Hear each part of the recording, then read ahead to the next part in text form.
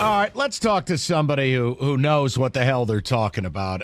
We're very excited, and normally we would Apparently talk to Mike's him more. disgusted with me. Let's bring in one of the best in the biz, our buddy Dave Birkett. Dave, how are you? It's good to talk to you. Yeah, what's going on, guys? Nothing. Been a minute. Well, it has, because the team's been in a coma all off season. So that's why I want to ask you something. This is kind of late breaking, so I'll just get your natural response to it. Jeremy Fowler is reporting that the Jets, who was the other team, David?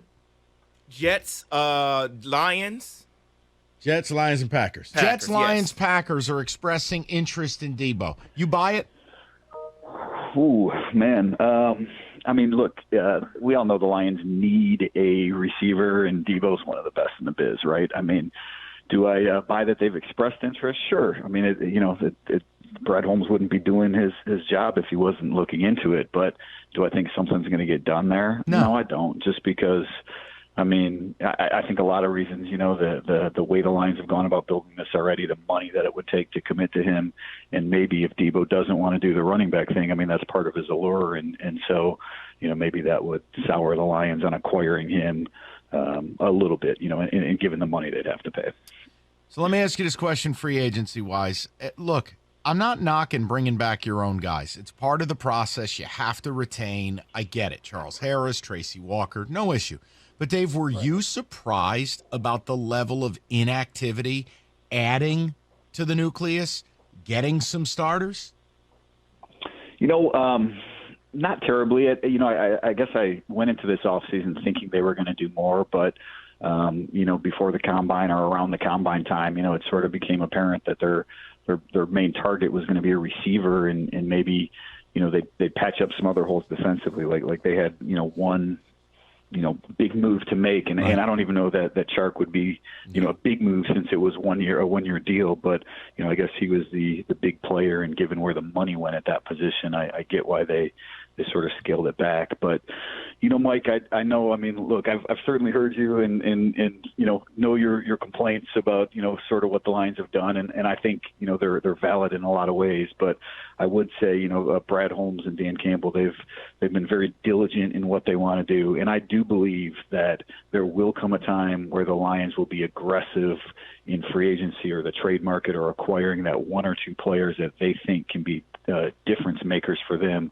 I just don't think, my sense is that they don't feel like they're there quite yet, that they need another draft, they need another year of building this thing.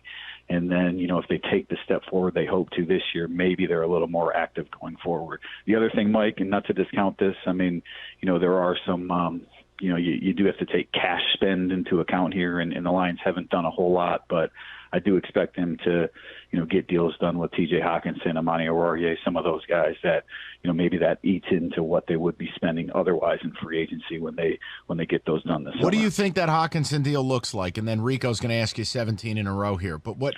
Please, no, he's got a lot he wants to ask you. You brought up Hawk. Don't tell me they're going to pay this guy like Kelsey. Well, I mean, I think what T.J. Hawkinson has done by waiting is probably the right thing to do, because the tight end market here, obviously, Kittle and Kelsey are at the top of the heat, but there's a few guys that were franchise tag types, this year that I think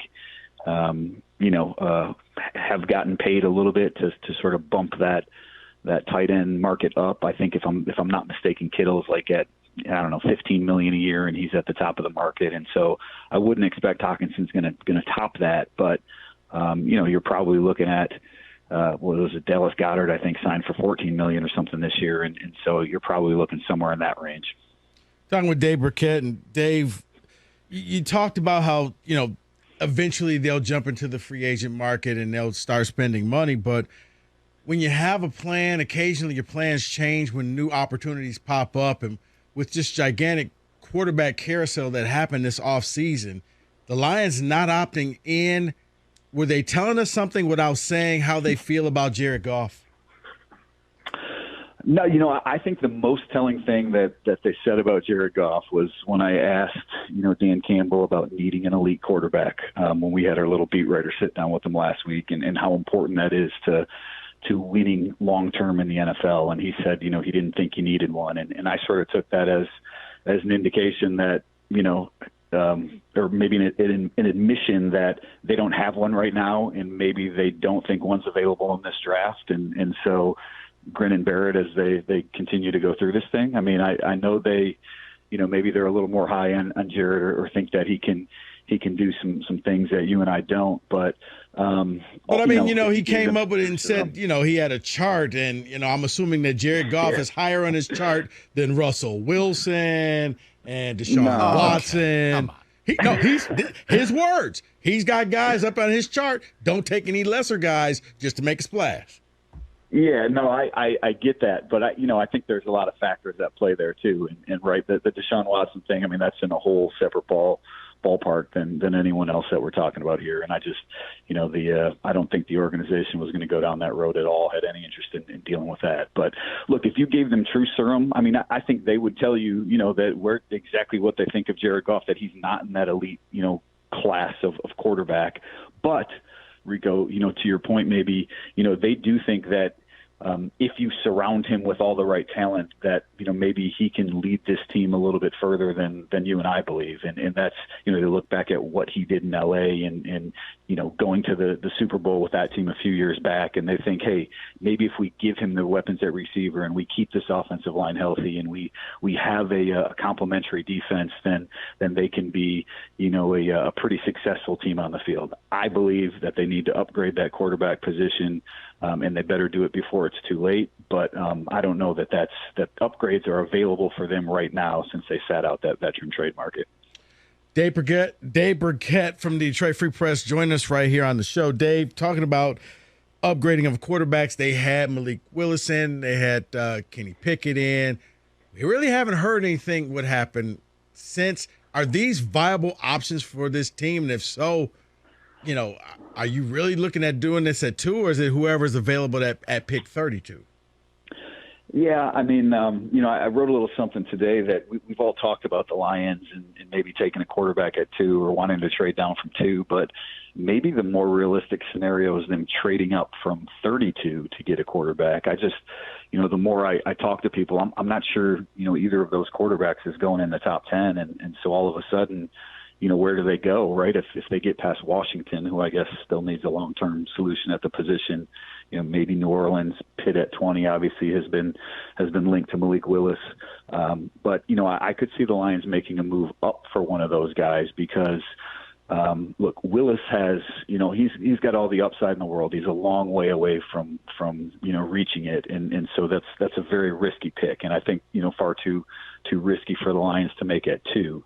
But if there's conviction that they think they can make him or that he can become a star in this league, like, you go up and get him. And, if you think that's his most likely outcome, and you have the people in your organization right now, including Goff, that you can take a season to mentor him and nurture him and sort of get him to where he needs to be, then all of a sudden you've got a quarterback on a rookie contract for the next 4 years after this one that really allows you to build that team. So I think a quarterback is in the mix there, but I don't think that's something that they're going to force.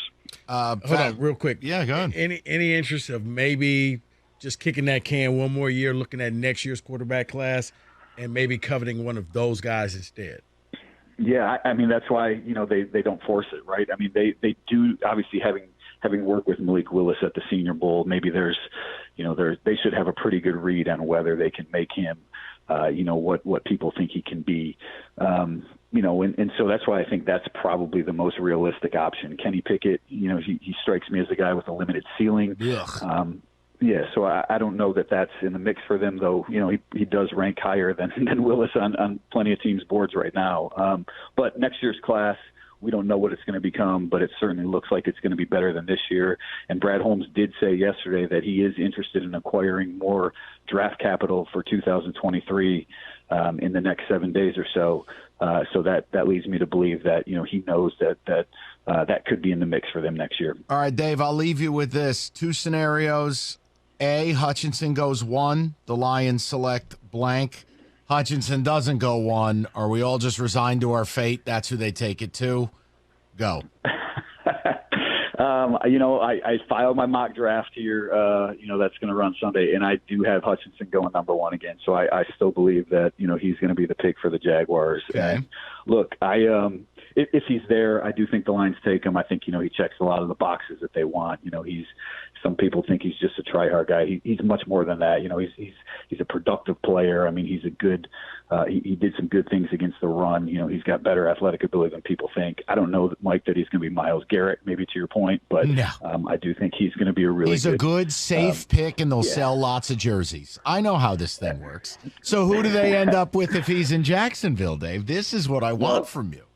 Yeah, no, look, I mean, if he's in Jacksonville, I think it's the best defensive player on the board. And to me, I'm still looking at those defensive linemen. And, Mike, I know a lot of people are off the Kayvon Thibodeaux train to the Lions at 2, but I don't know, man. That's my guy, Dave. Listen, certainly there are some questions about how his personality will mesh in the organization, given how much they've talked about culture. But I mentioned to somebody in the organization that I had heard, that he didn't have great combine interviews with some of the teams out there, and they told me that he had a good interview with him. And, they've done all their work on him, and I certainly think, if you're stacking those prospects just from a talent standpoint, he's the next guy on that list. So no truth to the fact that Campbell doesn't really care about his off-the-field stuff?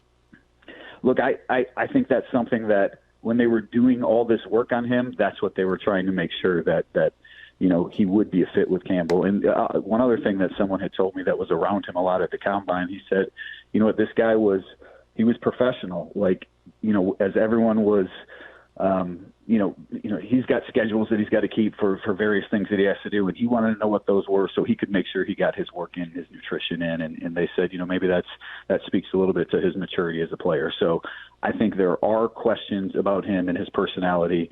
I'm not entirely sure that, how comfortable Dan Campbell is with that, but I think he's certainly still in the mix for the Lions at 2, and he might just be my choice for the Lions in my mock draft on Sunday. Oh, from your mouth to God's ears. Dave, I'd love to have you back next week before the draft. We'll try to work it out. Appreciate you, man. You got it. Talk to you again. Yes, sir. Yeah. Dave Birkett, best in the biz.